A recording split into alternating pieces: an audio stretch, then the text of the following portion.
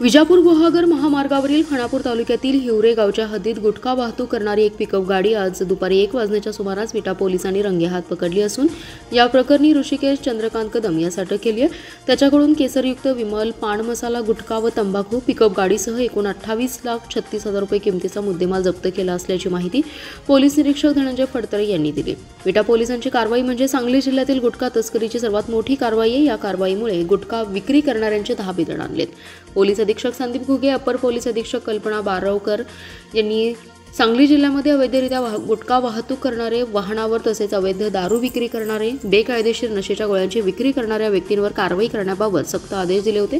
आज दुपारी एक पांढऱ्या रंगाची बोलेरो पिकअप गाडीमधून घाट नांद्रेकडून भिवघाट रोडकडे अवैधरित्या गुटख्याची वाहतूक असल्याची टीप मिळाली होती। त्यानुसार पोलीस निरीक्षक धनंजय फडतरे यांनी सहाय्यक पोलीस निरीक्षक जालिंदर पळे यांच्या नेतृत्वाखाली पोलीस पथक हिवरे गावच्या हद्दीत दुपारी 1 वाजण्याच्या सुमारास विजापूर ते गुहागर महामार्गावर वॉच करत होते। त्यावेळी एक पांढऱ्या रंगाची बोलेरो पिकअप येत असल्याची दिसताच ती पिकअप गाडी थांबवली।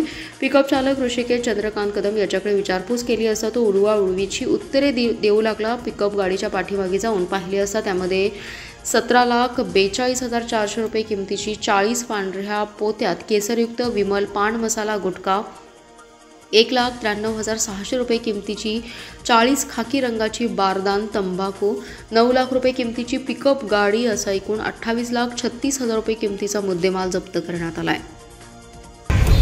सांगली जिल्ह्याचे पोलीस अधीक्षक माननीय Sandeep Ghuge sir, upper police अधीक्षक श्रीमती कल्पना बारवकर मॅडम, विटा विभागाचे उपविभागीय पोलीस अधिकारी श्री विपुल पाटील सर या वरिष्ठांनी विटा पोलीस स्टेशनच्या हद्दीमध्ये अवैधरित्या गुटख्याची वाहतूक, गुटख्याची विक्री होत असेल तर त्यावर कडक कारवाई करण्याबाबत विटा पोलीस स्टेशनला सक्त सूचना दिलेल्या होत्या।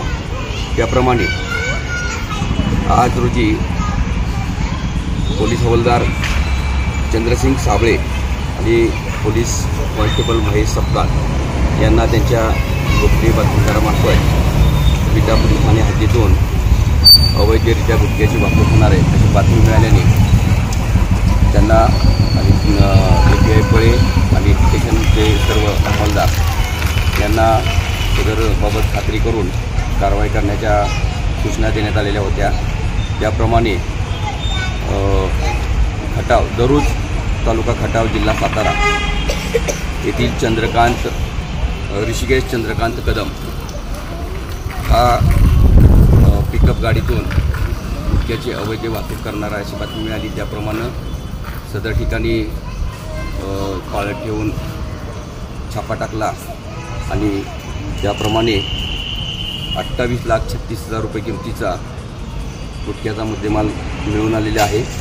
त्याप्रमाणे विटा पोलीस ठाण्याला गुन्हा नोंद करण्यात आलेला आहे आणि पुढील तपास चालू आहे। जय हिंद। सांगली जिल्ह्यातील